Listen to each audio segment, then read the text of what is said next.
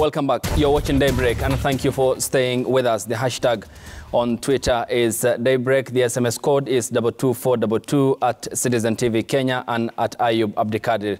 Starting off with the front pages of the publications, the Daily Nation says Raila's agent spills the beans on poll laws and insider's tech. Saitabao Ole Kanchory, who served as the chief agent of the Azimio leader Raila Odinga in the general election last year, has thrown the cat among the pigeons with his book, Why Baba is Not the Fifth, he says, in which he tells of the chaos, power struggles and infighting among top campaign managers that ensued at the coalition's command center that was under President Uhuru Kenyatta, then's brother Mohoho Kenyatta. On page number 7, also on the front page of the Standard, a similar story, Raila's Untold Secrets, Why Odinga Lost. In his new book, Why Baba is Not the Fifth, the Azimio leader's chief agent in the August last year's presidential election, Saitabao Ole Kanchory, spills the beans on the behind-the-scenes intrigues that cost the opposition leader victory.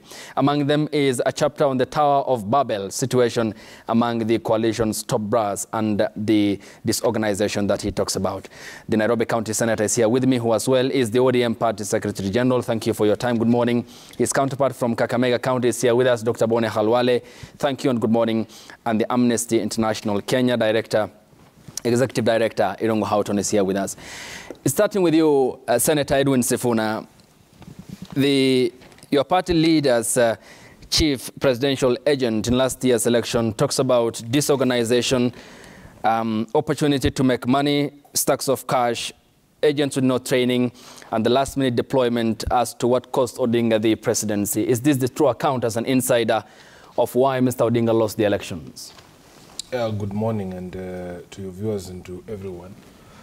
First of all, I believe that we did not lose this election. So anybody telling you stories of disorganization and other things, it's really, that is his perspective. Campaigns are never perfect. Even for me, who was declared the winner of the Senate of Nairobi, I can tell you that even my own campaign had its own challenges. It is very, very difficult to mount a national presidential campaign.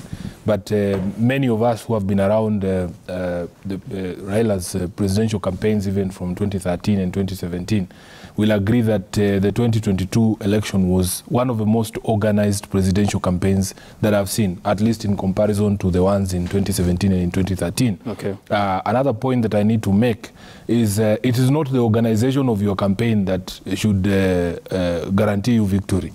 It is the respect and sanctity of the vote that is cast in the ballot. It doesn't matter how disorganized you are. If the people want you, you should be able to be declared the winner, in spite of all the chaos in your own campaign. Because these things are never perfect. Even if you speak to my brothers from the Kenya Kwanza campaign, they will tell you that their campaign was far from perfect. His campaign in Kakamega, I am sure it was far from perfect. There are things he will tell you that he could have done differently or better, and that he also faced challenges, just like I did. So I personally have not read Saitabao's book. Okay. He is within his right to tell his stories. Some of us, really, we are not interested in pointing fingers. We are interested in is the election that was conducted by the IEBC in August of last year, did it meet the threshold that is set by the law? In fact, my brother, I have argued that in a country where you have an electoral body that enjoys the confidence of everyone, that knows what its role is, that does its job, you actually don't need these people called agents. Do you know why we have agents in polling stations? It's because people don't trust the electoral body to do its job. It is possible for us to have an electoral body that enjoys the confidence of the people. You just go and vote and go home, and you trust the people who have been charged with the duty of counting your ballots to do what is right. All right. But when you say that we never lost the elections, he talks about disorganization in regards to agents who are never present in some polling stations, a loophole that opened an avenue for possible rigging is what he says. And you discount the outcome by the electoral body, but the announcement as announced by the then Wafula Chebukati-led poll body was as well agreed with by the Supreme Court following the petition that you had filed. What do you mean that we never lost the elections? As you have come to realize just recently, the Supreme Court is not the citadel of wisdom. that it is possible for you to disagree with the Supreme Court. It is possible for the Supreme Court to get it wrong.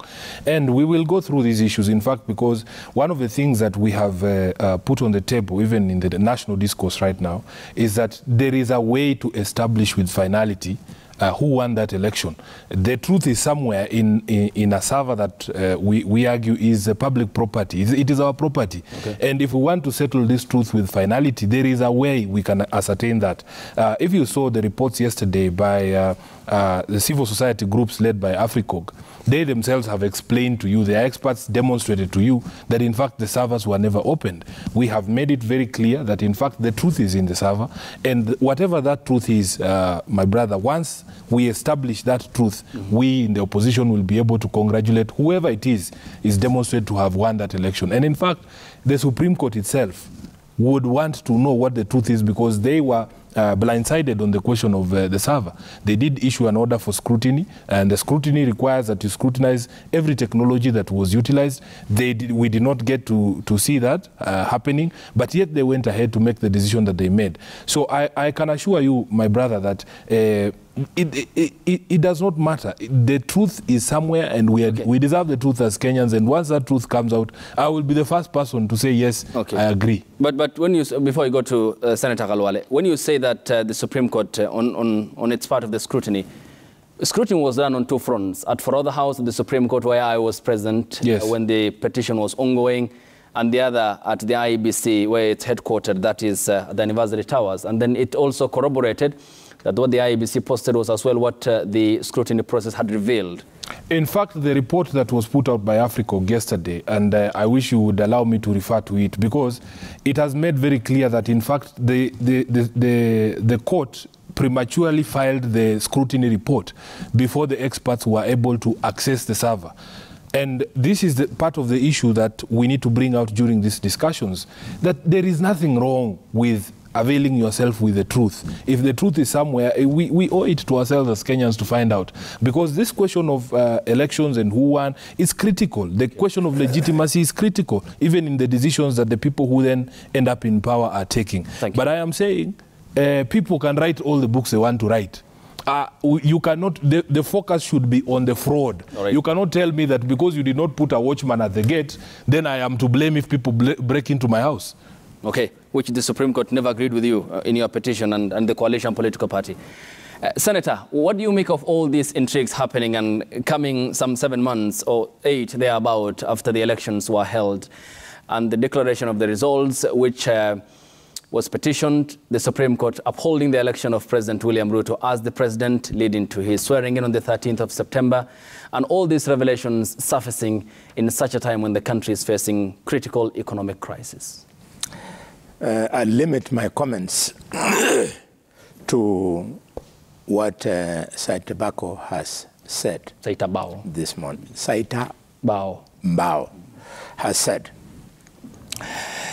It is instructive and in fact telling that after weeks and months of server, open server, the truth in the server, that the chief agent of the main complainant has said everything, and in his saying has not mentioned the word server.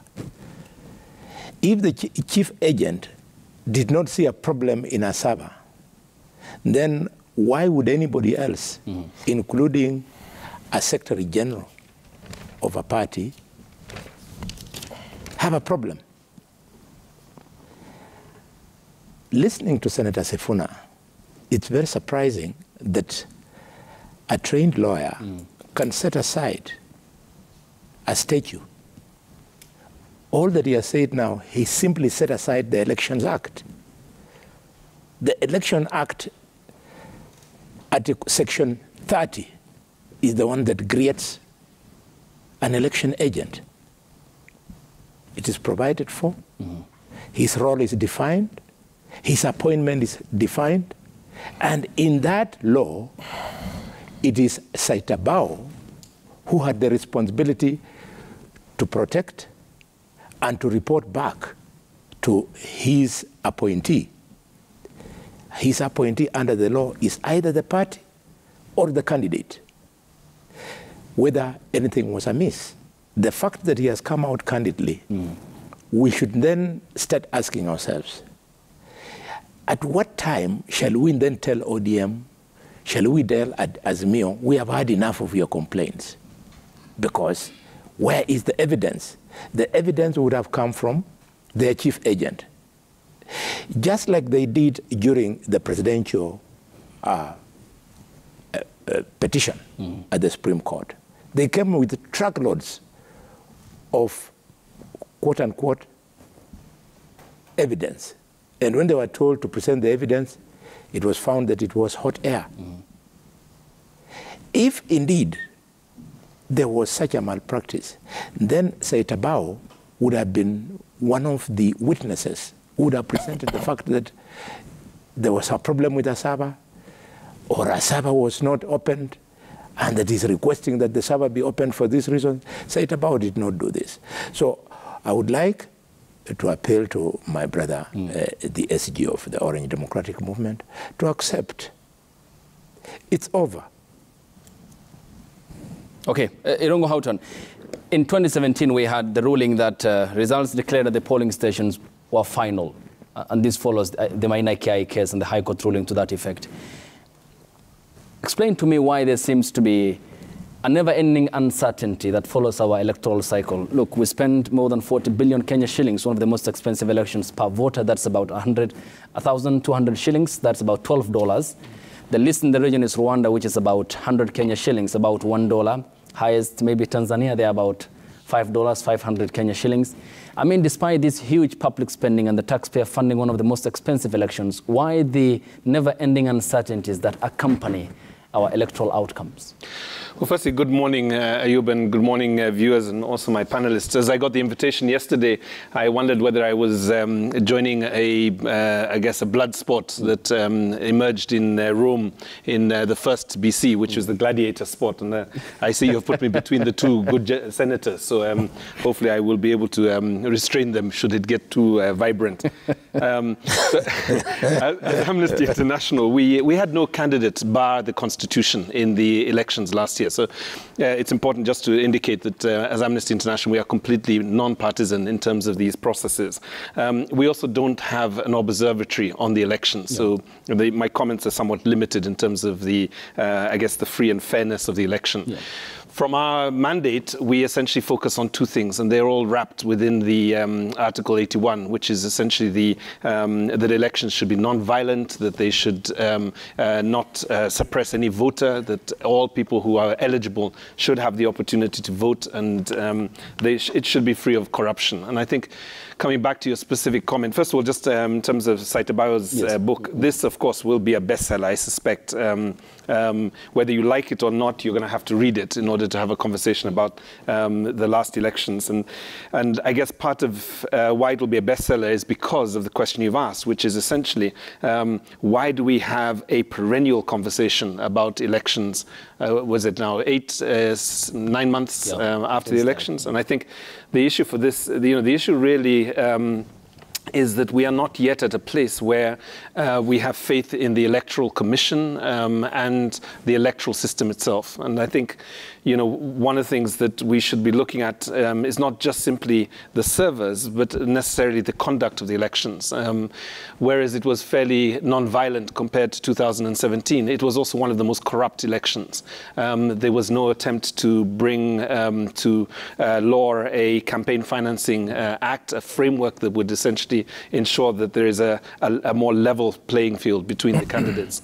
And I think that work still needs to take place. And of course, it may be the case that some of the parties are still looking back at 2020, but the more important conversation, 2022, the more important conversation is about what are the conditions under which the 2027 elections will take place. And that has to be constituting an electoral commission that we all have faith in, not just the big political parties, but voters. The biggest exit that we've recorded in the history of the country took place when neither did young people register to vote, and so many people, 7 million people, just didn't come out and vote. So I think the concern really, if I was was, you know, and I'm sitting between the two senators and the two big political parties. So it is also a bit dangerous, because if I was to position them as elephants, I would definitely be the grass.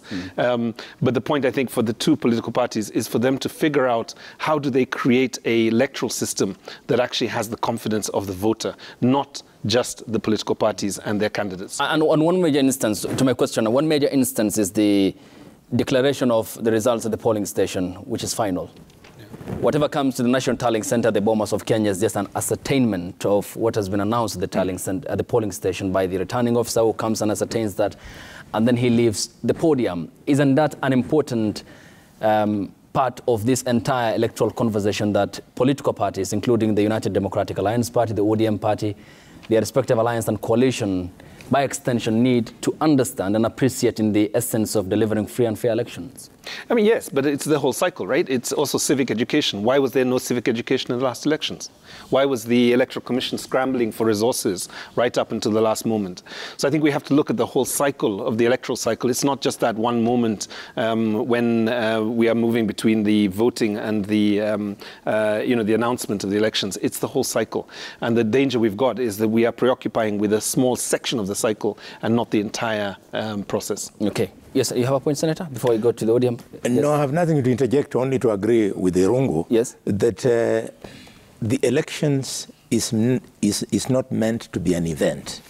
It's a process that runs for a fairly long time. And when we focus on the outcome, as we accept the outcome or challenge it, we must always bear in mind that there was a process that preceded it.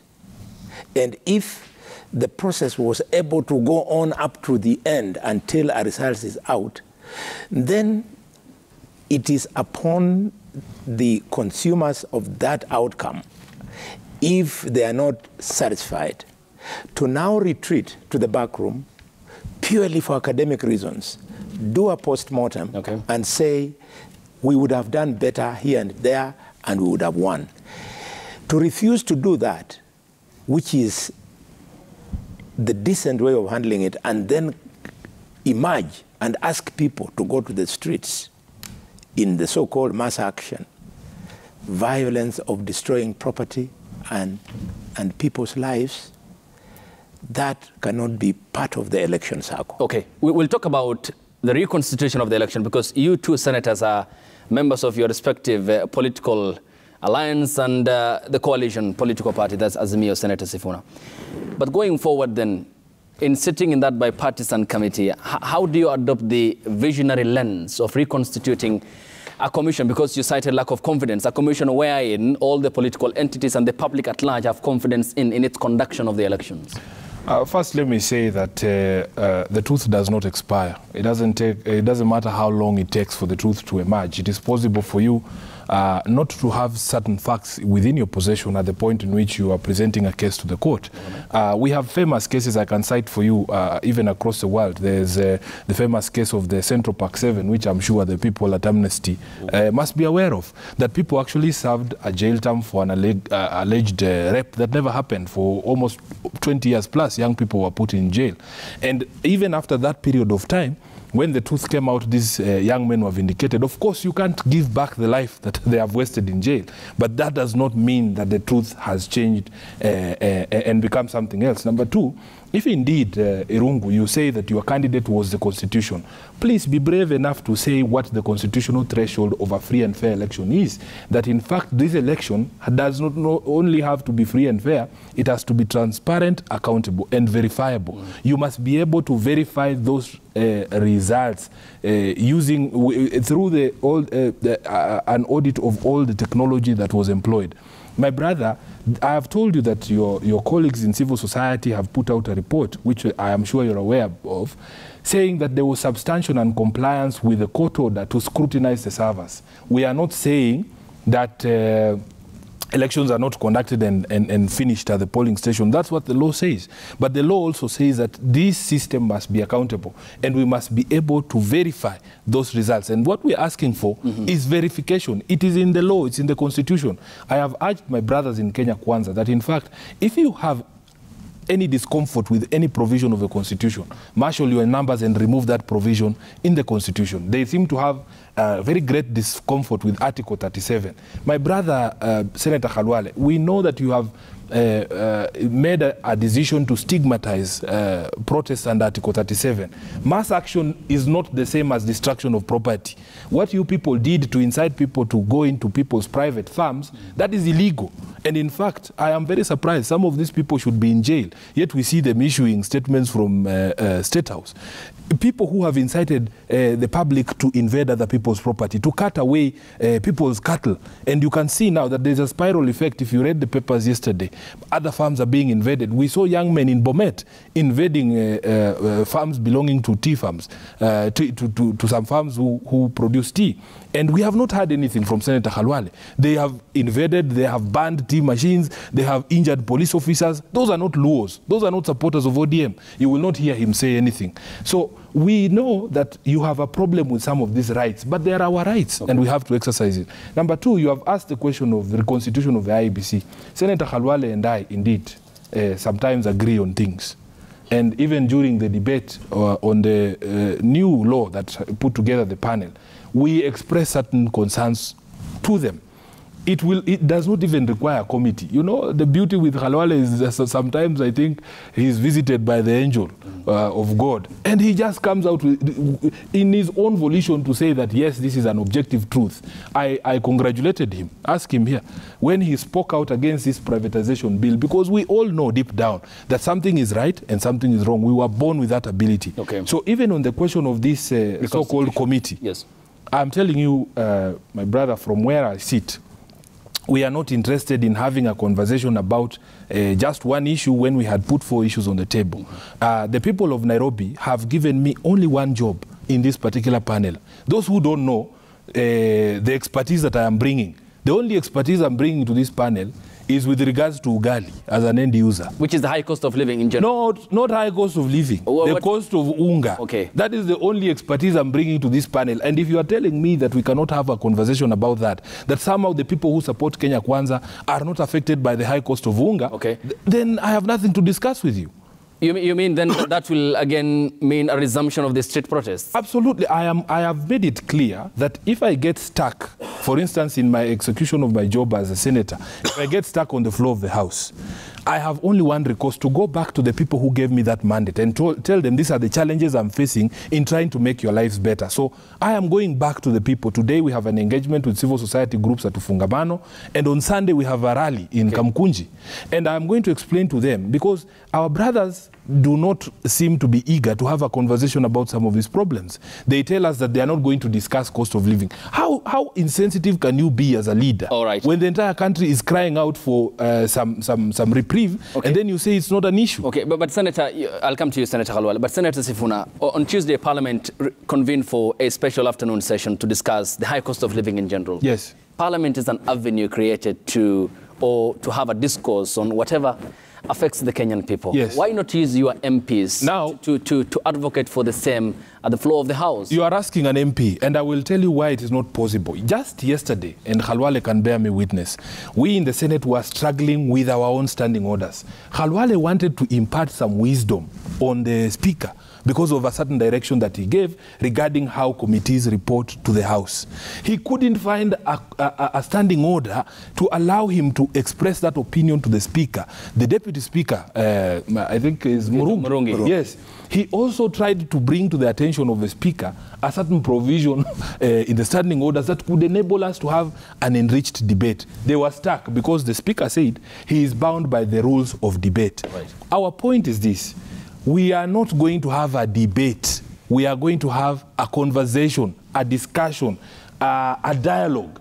And the rules in the House are rules of debate, not rules of dialogue. Okay. So that if there is a point that Khalwale would like to make, and he knows, for instance, that our rules say once you have spoken to an issue, you can't speak again. If I raise a point that Khalwale would want to correct me and say, my brother, my son, here you are lost because the law says this and this, the rules bind him in such a way that he cannot do it. And there's precedent in these matters that we can have conversations outside of Bunge, even though we are members of parliament. Okay. Agree on a broad framework. The issues that need to go to Bunge to be distilled as bills, as motions, can then be taken as a product of bipartisanship and then endorsed by the House. Okay. But what they are insisting on, we are going to straitjacket ourselves in such a way that we cannot have any meaningful conversation about some of this. What did they, just briefly, what did they opt out of the 4 issues that you have outlined? Okay. For us, we have made it clear since the beginning of the public engagements that we have 4 issues. Yes. Number 1, we want the cost of unga to come down. Okay. Number 2, we would like to have a conversation about the truth of the election, that is opening of a server. Okay. Number 3, reconstitution of the IEBC in a bipartisan manner that will then result in confidence in that body. Okay. And finally, this question of fidelity to political parties. Okay. So when the President, Ruto, invites the opposition to call off the maandamano, he picks only one issue, which to him, or in his wisdom, is the highest priority for Kenya Kwanza. All right. And we were surprised because even for him, surely as a leader, and the person who rose to fame on the backs of these so-called hustlers, must be aware that people are suffering. Thank you. 4 points noted. Yes, Senator Khalwale, are there specific issues that are likely to puncture this entire process that Kenyans are looking with bated breath in seeking outcome that will be of beneficial to them, of the 4 issues that he has outlined? And are there specific issues, again, in that of the 4 issues that he has enumerated, that you, the Kenya Kwanza Alliance, are not eager to debate or interested?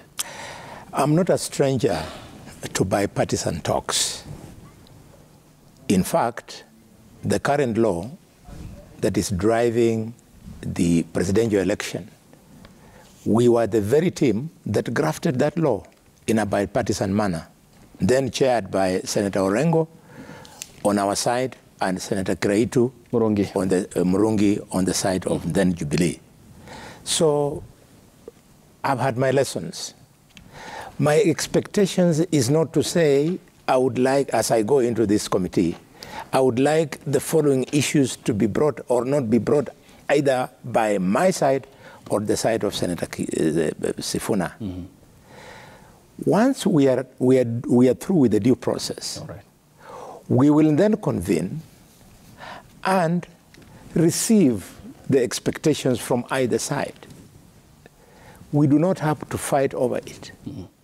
Then we will deal with an expectation one by one from either side.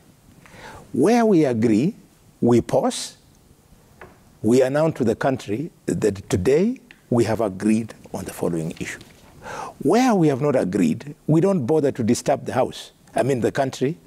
We keep on negotiating and dialoguing. That is how bipartisan talks are done. Listening to some of my colleagues, and I'm glad that my brother Sifuna has not been one of them, it appears that they're expecting when we go into the room as people leading the bipartisan talks, we will be at each other's jugular. Far from it. In fact, if I saw an emergence whereby we are expected to be announcing our side of what we have done during the day and the Azimio the same, then I will know we have failed. There should only be one voice that will be coming from the room. That voice should be articulated by the chair leading Azimio and the chair leading the Kenya Kwanza side. Anything else will mean that the talks have either collapsed or the intention was to create a process that was going to fail. Before I hand over the mic to you, you had Senator Sifuna tell us that they are now going back to Barasas and Akamkunji and stuff like that. It is their right. We cannot dictate to them what to do. But I ask them to go and reflect on what they are doing. If they do not believe in bipartisan talks, then why waste time and resources inviting us to those talks? The fact that the talks have been agreed on that they will take place, then what they are announcing should be put on hold. It is a serious oxymoron that the very side that said that we want talks to take place are the same ones who now want to start side shows at the expense of the talks. To me, I have a lot of respect for what the president did and what Raila did. Both of them climbed down for the sake of peace, for the sake of the economy of the country. So our responsibility as the negotiators is to ensure that we don't take the country back to where they climbed from. And I'll be calling upon my colleagues, Senator Sifuna, Omolo Otiende and others, that I admire them. They should now divorce themselves from their party leaders and walk into the room with their patriotism, walk into their room with common sense. Common sense that should speak to the fact that what Kenyans want is peace, period. So that they can go about their day-to-day activities. Thank you. When we get back from the break, Irungu, I'll take your account as to the stability required out of this entire process because of the concerns that were expressed over the uncertainty that engulfs Kenya's electoral cycles in the country as we proceed with the discussion as to the outcome of this and more importantly to the management of the poll processes in the country. Ever since multi-party democracy, the electoral outcome in 1997, Kibaki, the late president, had questioned the outcome moving to court, but that was quashed in 2007. We were on the brink following the ugly spectre that engulfed the country. 2013 and 17 was settled by the Supreme Court, so as 2022 before the Wafula Chebukati-led commission's tenure expired in office. And the hashtag on Twitter is Daybreak. The SMS code is 22422 at Citizen TV Kenya and at Ayub Abdikadir. We proceed with the two senators and the Amnesty International Executive Director Kenya after the break here on the broadcast. Stay tuned.